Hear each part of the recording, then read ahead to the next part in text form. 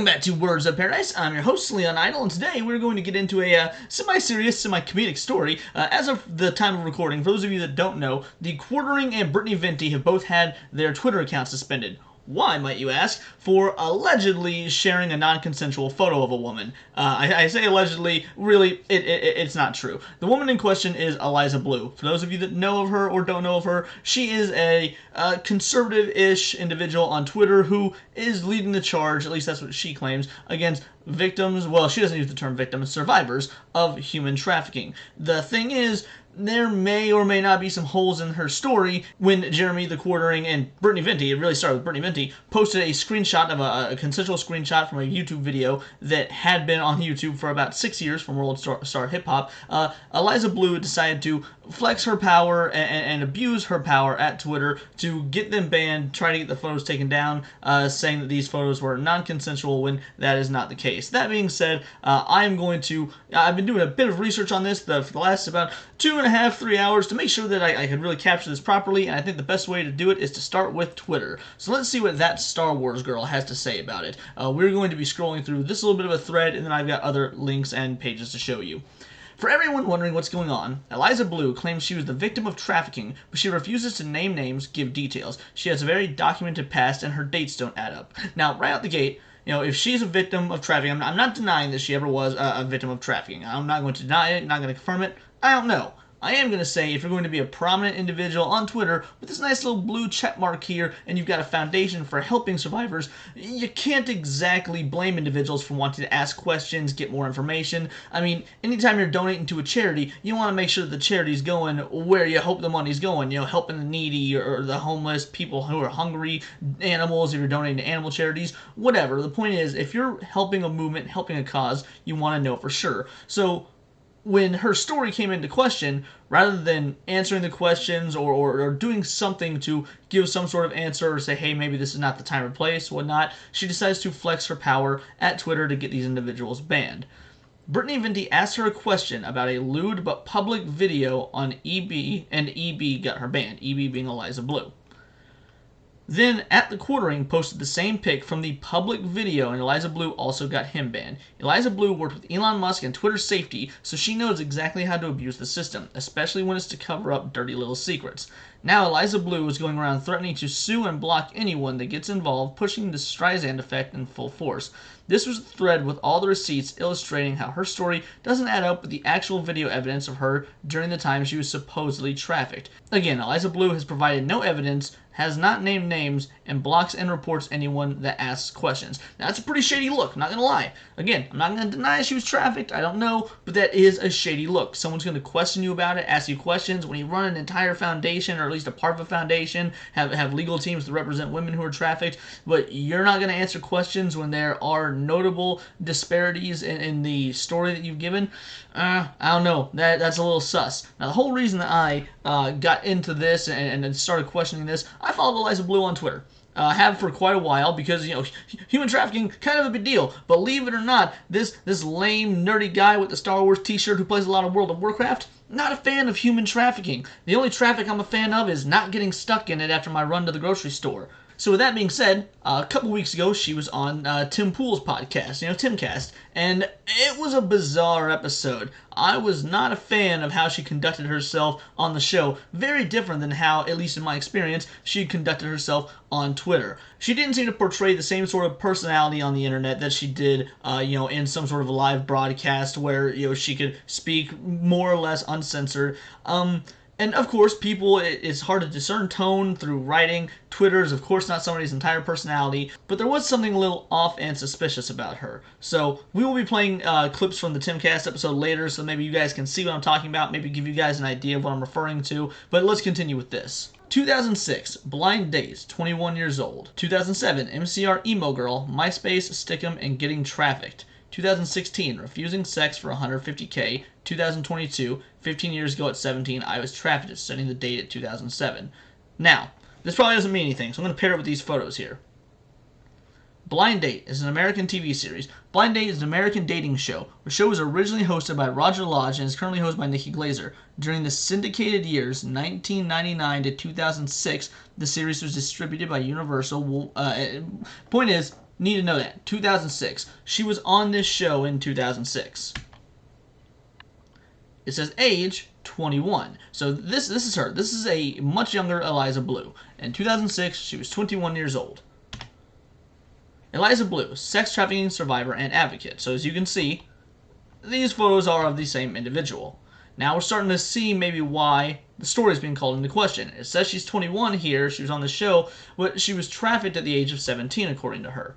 At 17, Eliza moved to LA with big dreams. Within 48 hours, the man who had promised to make her a star had sold her to another man in Hollywood for $500. This was only the beginning of an ordeal that would last for over 15 years. Now, is it entirely possible that she was on this show while she was being trafficked? Maybe it was part of some evil cabal that had her in captivity, and going on the show was, who knows? I mean, you could draw a million conspiracy theories from it. But that's the thing. They're just that. They're conspiracy theories. And because Eliza refuses to comment on anything to this effect, refuses to answer questions about the disparity in her story. Why is the show saying she was 21? Why was she on TV at 21 if this was supposedly during the time where she was being trafficked?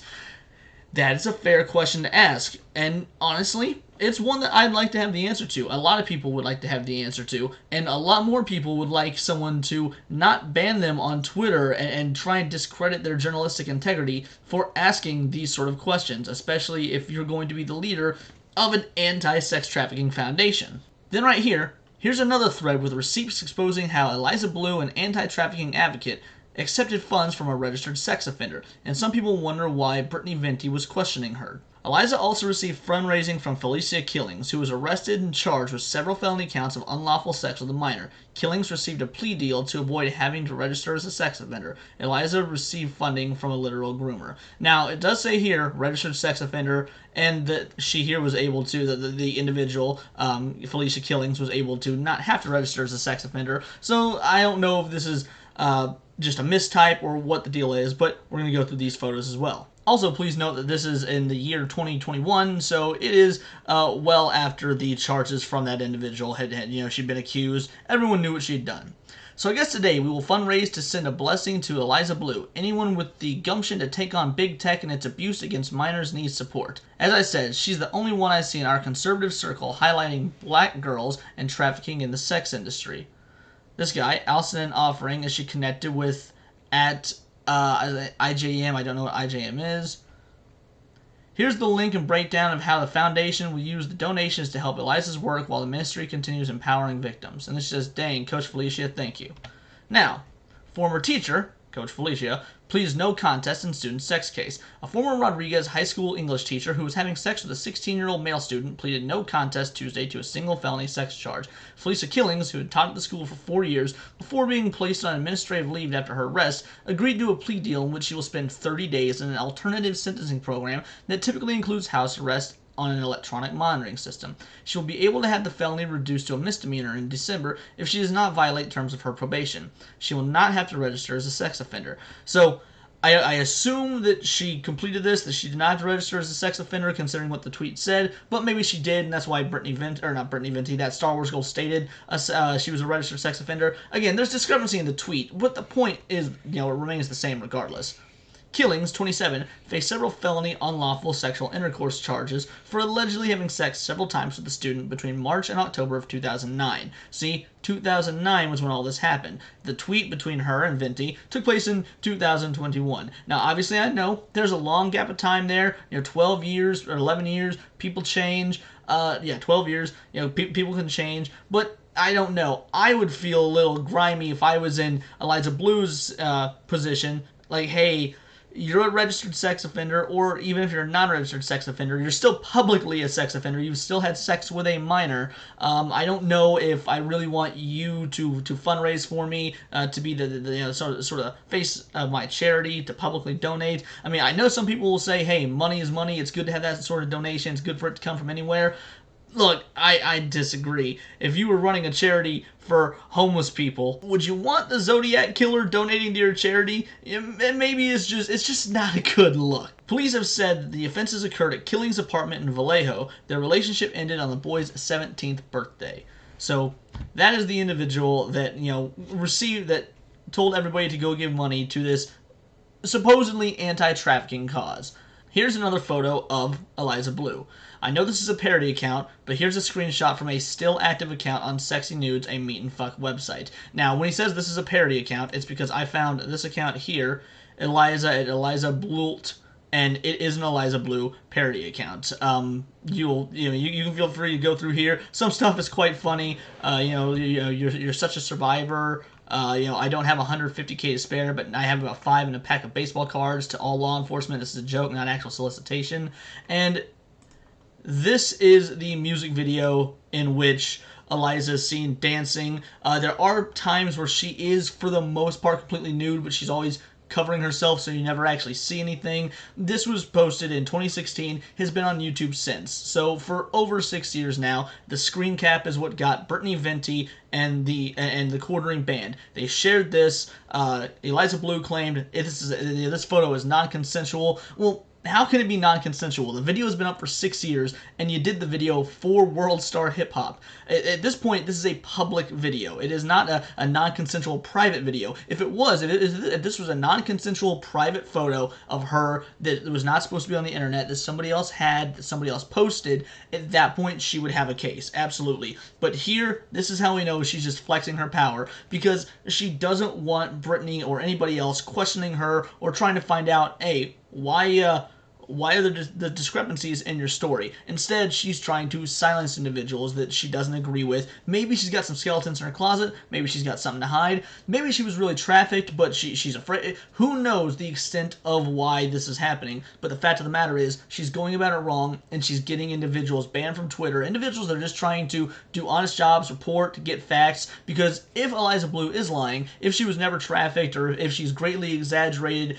her story, well, that should come to light, given that she, runs a sex trafficking advocacy site, a charity to help women with that sort of thing. I wouldn't want any woman, if I was to ever know a woman who had something so extraordinarily awful like that happen to her, and then an advocacy group came forward to help her, I'd want to know that the advocacy group was legitimate. And now the legitimacy of said advocacy group and, the face of it is being called into question. I think these are fair questions given the insane topic we're talking about here. So beyond that, I'm going to go ahead and play a couple of videos. One of them was short, and one just a moment I found odd from the Timcast show she was a part of. Look, you might not like Tim Pool, you might not like the Timcast, might be too right-wing or whatever.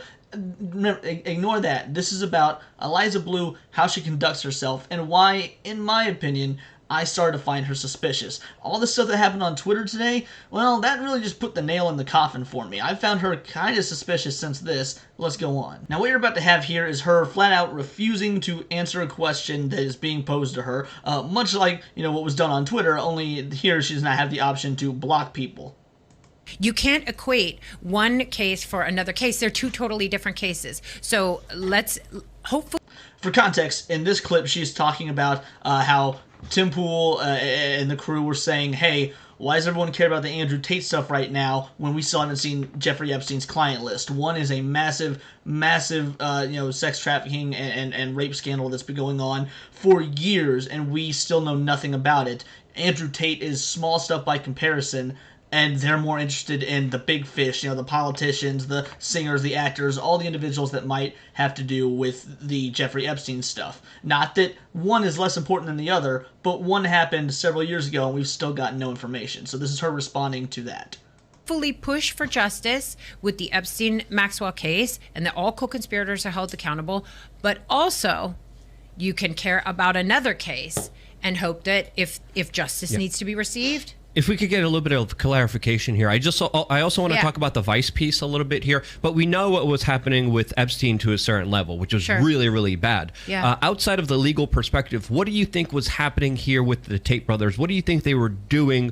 How were they running their operation? What was really going on here from your perspective? I'm not going to speak about that. You can't equate.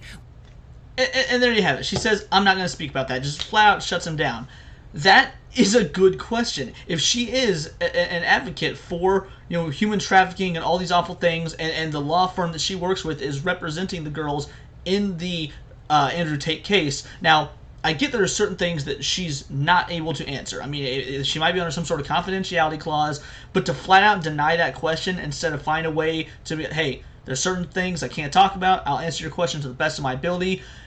Luke just asked, what is your take on this? He didn't ask what the company she's representing's take. She's not a lawyer. She's not representing the women that were allegedly trafficked by Andrew Tate. She's just here speaking out, for her advocacy group, stuff like that.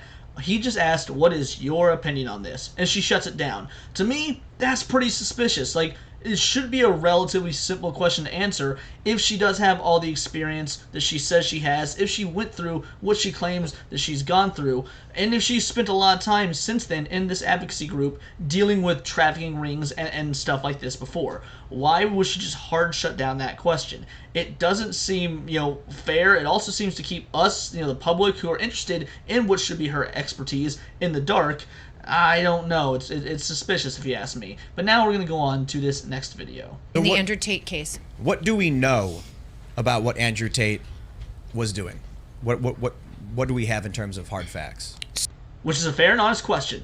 I mean, it's not a bad thing to ask, what facts do we have? That's what anyone should ask when talking about a case, especially one with a magnitude like this. We're talking about a sex trafficking ring. That's a big deal. So asking these sort of important questions, yeah, they should probably be asked, and they should probably be answered to the best of your ability. Now listen to how Eliza answers.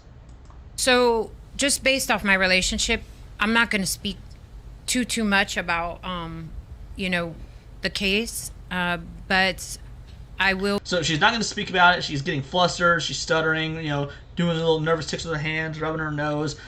I don't understand the reasoning for that, but I mean, if this is something she's done, dealt with a lot, has an advocacy group for, I would think she'd have an answer, especially if she goes on the show knowing they're going to be talking about Andrew Tate. She had to have done some sort of prep work, and this is her area of expertise. I'll be posting those statements onto my Twitter account, at Eliza Bleu.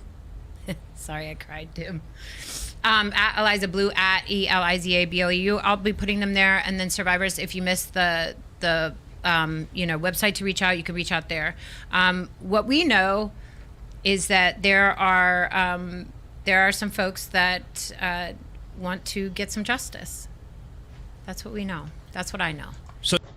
And that's it. He said, what facts do we have pertaining to Andrew Tate? What evidence do we have? What facts? Oh, we know there are people that want justice. All right, that's a bit subjective, don't you think? Want justice for what? Obviously, they want justice for something. The dude's in jail. What do they want justice for? I feel like if you're an advocate for this sort of thing, and this is your specialty, you should probably have something. Right now, she hasn't given us... She's given us less than the news has given us, and even the news hasn't given us much. Now, is that her fault? I mean, she might not know, and that's fine, but then say you don't know. So just to clarify that these are two victims that are coming forward, but they're choosing to remain anonymous. And I'll tell you why. And I heard kind of two words here: trafficking and lover boy. Yeah. Are those the main accusations? And are they suing for damages, or are they suing to get them arrested? So once again, in my opinion, perfectly fair question. What sort of charges or legal proceedings is going to come of this? Are the women that have been trafficked, do they want financial compensation? Which, if they were trafficked, completely fair. You stole more than their time, I'm sure, without getting a little gross on you guys. Yeah, they should probably be financially compensated if it's real. Or is there going to be any sort of jail time involved? Again, completely fair question. But listen to how she answers. I'm not a fan of it. So really quickly, the survivors are remaining anonymous, and this was like a last-minute decision today because of fear. And fear as a result of the legal team is afraid for their safety. And that's where we're at. I'm afraid in the for United my own States? safety. I'm afraid for my own safety, even sitting here speaking about this. So that's where we're at with it. So we need to make sure. What is she afraid of her own safety for? This is her advocacy group. The legal team she's working with is the one that her group helps represent. What is she afraid of? I don't know. To me, this seems like almost like a publicity stunt. She's capitalizing on this Andrew Tate stuff, and now she's got to come out and play this sort of victim. Oh, I'm afraid of this. I fear for my safety. If you fear for your safety, then you wouldn't be going on talk shows, promoting your advocacy group. You wouldn't be doing all this work. You wouldn't have a blue checkmark Twitter where you talk about this, get donations. You wouldn't do that if you feared for your safety. Or if you really did fear for your safety, but you thought, you know what, my fear doesn't matter, I'm going to fight for this anyway, you would say that. You wouldn't play a victim card. At least that's how it comes off to me. Sure, before those survivors step forward, if and when they choose, because it's always up to the survivor. You can be a part of a lawsuit and be a Jane or John Doe, right? But if and when these survivors decide to step forward, we need to make sure that they are safe. And this goes to any survivor out there that's listening. If you decide to step forward in this case, either as a Jane Doe or whatever. But so this is a monetary lawsuit then? If they're remaining anonymous. Did you hear how she just went silent there? This is a monetary lawsuit. And, the camera cut to her. She looked bewildered that he even, said such a thing. It's not going to be a criminal proceeding in the United States, at least. We'll see where it goes. I mean, it depends on whomever steps forward. You get what I'm saying? Yeah. I don't. But I mean, if this goes to a lawsuit, then it's a civil case where they can remain anonymous. If they can't remain anonymous, and if it's a choice between life or death, then we will not have them step forward. If it's not, it's always up to the survivor. No. Okay, but it's not up to the survivor. It's up to the legal system. We have laws, we have rules. That's kind of what Tim is getting at. If they want to stay anonymous, this is not going to be a criminal case. And she's finding any way to beat around that answer, which, again, seems kind of suspicious to me for somebody that claims to want the best for people who've gone through, trafficking or any other egregious acts such as that. Now, you said you're not comfortable speaking about the evidence here. Can you say that you did see? Did you see any evidence yourself? If you can't tell us about this. And once again, she says she's not going to tell us about stuff. And that's pretty much all there is to that. I played a little bit more than I thought I was going to, but I just want you guys to get a feel for maybe you did, maybe you didn't. Stuff that struck me as odd, even when I watched this, 2 weeks ago when it streamed. I thought, this is not the sort of Eliza Bleu that we get on Twitter, nor is the type of Eliza Bleu that seems like she actually cares about the issue that she's referring to, that she's advocating for. Now, maybe I'm wrong. Maybe it's a complete mischaracterization of her. I'm only going off of what I see on Twitter and what I got out of this interview. But when you combine these facts with the ongoing questions and how she's responding on Twitter, how she's acting, getting people banned, flexing her power, blatantly lying. Here you see her unwilling to share certain truths, even if they're just truths that she's espousing, not legal or anything to that effect, when she'd just be like, well, in my personal opinion, this, so. She's not doing any of that. She's shutting down questions left and right. When people ask questions on Twitter, she's getting them banned.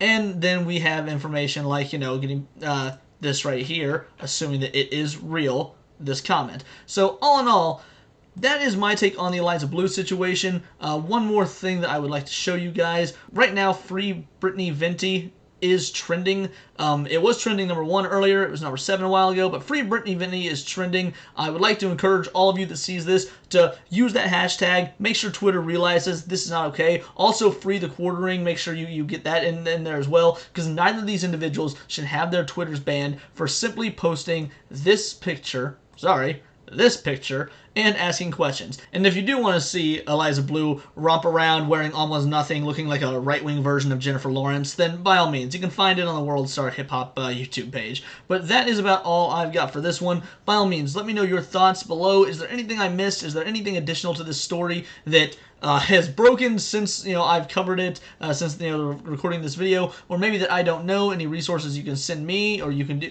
I'm willing to and happy to hear any and all sides. But that's going to be it for me. Please do like and subscribe. I do videos on all sorts of topics, from politics like this to Dungeons and Dragons, Magic the Gathering, anime. I've got a video coming up probably about how Marvel is bending the knee to China once again, at least if the rumors are true. All that and more, you can find it here in the Nerdosphere, because until next time, this has been Words of Paradise.